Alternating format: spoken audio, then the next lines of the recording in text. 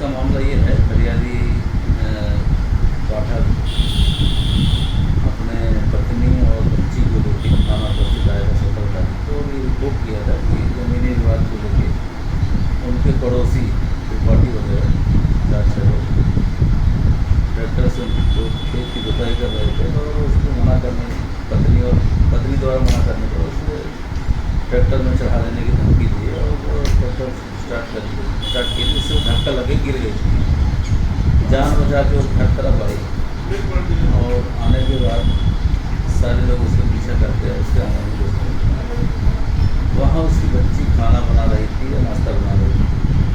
वो अपनी मम्मी को देख के वो भी विरोध की कि भाई इस तरह से आप घटना विवाद कर रहे हैं, विरोध की, तो उससे भी 2-3 लोग उसके साथ जो मजाकी किए। इस हादसे को उसने रिपोर्ट किया, रिपोर्ट दर्ज कर उसको मेडिकल के लिए CSC जवाब भेजा गया। डॉक्टर द्वारा पूरे एक्सपर्ट ओपिनियन के लिए संजय गांधी मेडिकल हॉस्पिटल रीवा के लिए रेफर कर दिया। उसके बाद डिस्चार्ज होकर आने के बाद मैं स्वयं विवेचनाधिकारी बीट प्रभारी को लेकर मौके से गया और घटना की स्थिति को देखा, जायजा लिया, साक्षियों को कथन लेकर कराया, साक्षियों द्वारा भी घटना की तारीफ की। उसके पश्चात उनका आरोप था कि बच्ची का आवासन हो गया है, तो वहाँ से जानकारी मेडिको लीगल से मंगाई, तो उसमें जो भी वैधानिक कार्रवाई होती थी इन धाराओं के तहत उन्होंने पत्र प्रतिबद्ध करा दिया है, और आरोपियों को तत्काल गिरफ्तारी का प्रयास कर रहा है।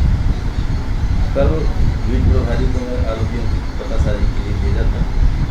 बीट प्रभारी बताया कि घर में उनकी तत्काल गिरफ्तारी करने का प्रयास करें। असल ये था कि उनकी विवाद जमीनी विवाद को लेकर यहाँ तक पहुँची थी। उनका उद्देश्य केवल उनको भयभीत करना, मारपीट करने का था, और सबके सर्वांग के घर में आनंद आ गया। और ऐसी स्थिति में लोक लज्जा की बात प्रकाश में नहीं आ रही कानून व्यवस्था के साथ, इसलिए उसमें लोक लज्जा की धारा नहीं लगाई गई। जो भी विधि सम्मत कार्रवाई है, विधि अनुसार वो धाराएँ लगाई गई है।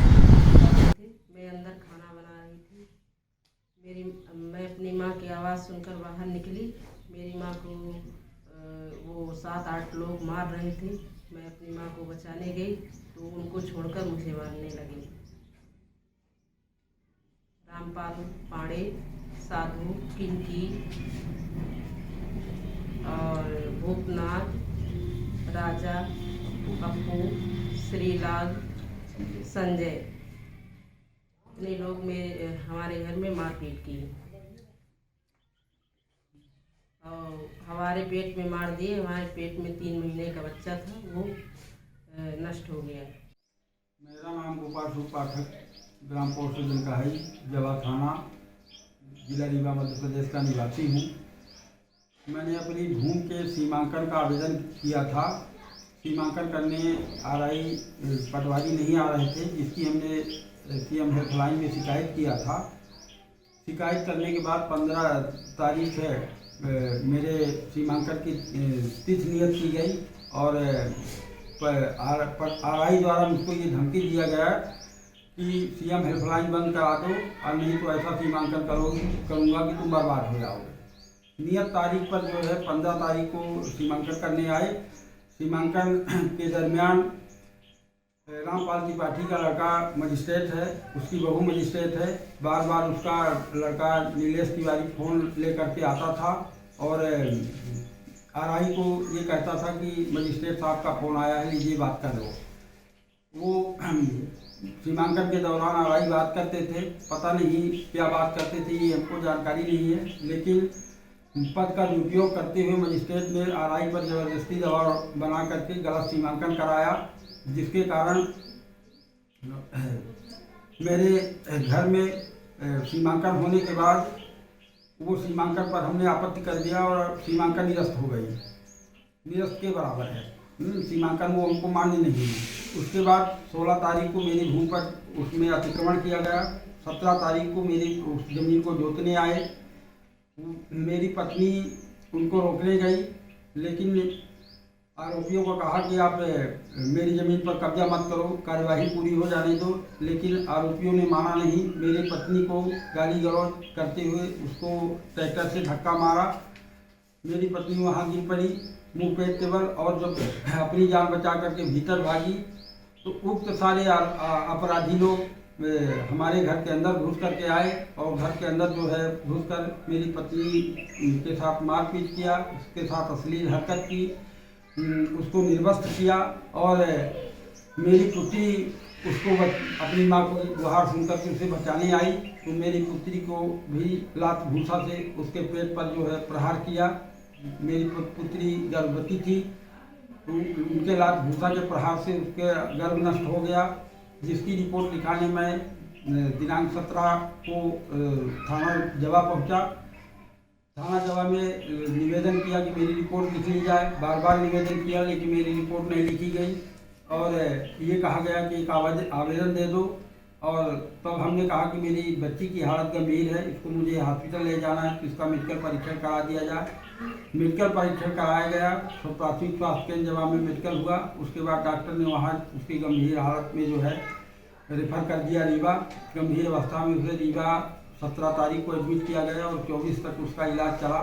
संपूर्ण जांच पड़ताल और परीक्षण के बाद जो है ये सिद्ध हुआ कि बच्ची गर्भवती थी, उसका गर्भपात हो गया। इतनी घटना कारित करने के बाद भी आरोपियों के विरुद्ध समुचित जो कार्यवाही होना चाहिए अब तक नहीं हो पा रही है। 24 तारीख के बाद निरंतर थाना में प्रयास करते हुए 29 तारीख को मेरा FIR दर्ज किया गया और FIR जो दर्ज किया गया वो मनमानी तौर पर दर्ज किया गया। उसमें मेरे आवेदन के अनुसार जो है FIR नहीं दर्ज किया गया। मेरे घर के अंदर घुस करके मारपीट हुई है जिसमें 452 की धारा लगनी चाहिए। मेरी पत्नी के साथ जो है अश्लील हरकत और उसकी लज्जा भंग करने का प्रयास किया गया, उसको निर्वस्त्र किया गया, उसमें 354 की धारा लगनी चाहिए। वो धाराएं नहीं लगाई गई पुलिस के द्वारा। पुलिस आरोपियों को बचाने के लिए प्रयास कर रही है। जो अपराध पंजीबद्ध किया उसमें अब तक पुलिस आरोपियों को गिरफ्तार करने के बजाय उनको जो है बचाने का का प्रयास कर रही है। ये इस तरह की परिस्थिति है।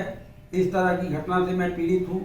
मैं माननीय वरिष्ठ अधिकारियों से, SP साहब से, कलेक्टर साहब से ये